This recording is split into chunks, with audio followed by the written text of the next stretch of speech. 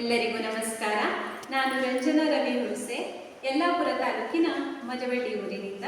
ಪ್ರಪ್ರಥಮವಾಗಿ ಸಪ್ತಸ್ವರ ಸೇವಾ ಸಂಸ್ಥೆಯ ಎಲ್ಲರಿಗೂ ಅವಕಾಶಕ್ಕಾಗಿ ಹೃತ್ಪೂರ್ವಕ ಧನ್ಯವಾದಗಳನ್ನು ಹೇಳ್ತಾ, ಭಾಗೂರು ಮಾರ್ಕಾಂಡೇಯರವರ ರಚನೆಯ ಮೃತ್ಯುಂಜಯ ದೊಡ್ಡವಾಡರವರ ಸಂಗೀತ ಸಂಯೋಜನೆಯ ನೀಲನ ಬಗ್ಗೆ ನೂಲ ಏಣಿ ಎಂಬ ಭಾವಗೀತೆಯನ್ನು ಹಾಡುತ್ತಿದ್ದೇನೆ.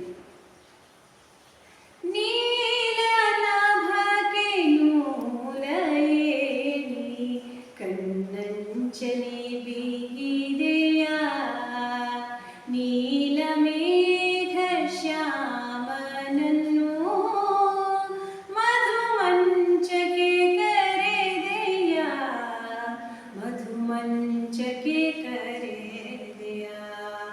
ನೀಲನ ಬಗ್ಗೆ ನೂಲ ಏಣಿ ಕಣ್ಣಂಚಲಿ ಬೀಗಿದೆಯ, ಬರುವನೆಂಬ ಯಾವ ಸುಳಿವು ತೇಲಿಸಿದೆ ರಾಧೆಯ, ಕಂಪೊಡಲಿನ ಮಧುರ ಮಾತು, ಕಂಪೊಡಲಿನ ಮಧುರ ಮಾತು, ತಂದಿತೇನೋ ಸುದ್ದಿಯ, ತಂದಿತೇನೋ ಸುದ್ದಿಯ.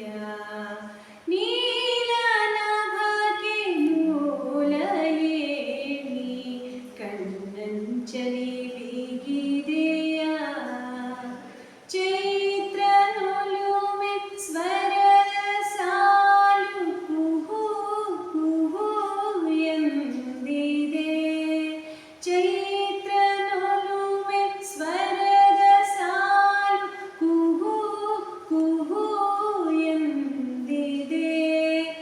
ಎತ್ತ ನೋಡಲು ಸೊಬಗಿ ನೋಡಲು, ಎತ್ತ ನೋಡಲು ಸೊಬಗಿ ನೋಡಲು, ಚಿತ್ರವಾಗಿ ಮೂಡಿದೆ, ಚಿತ್ರವಾಗಿ ಮೂಡಿದೆ.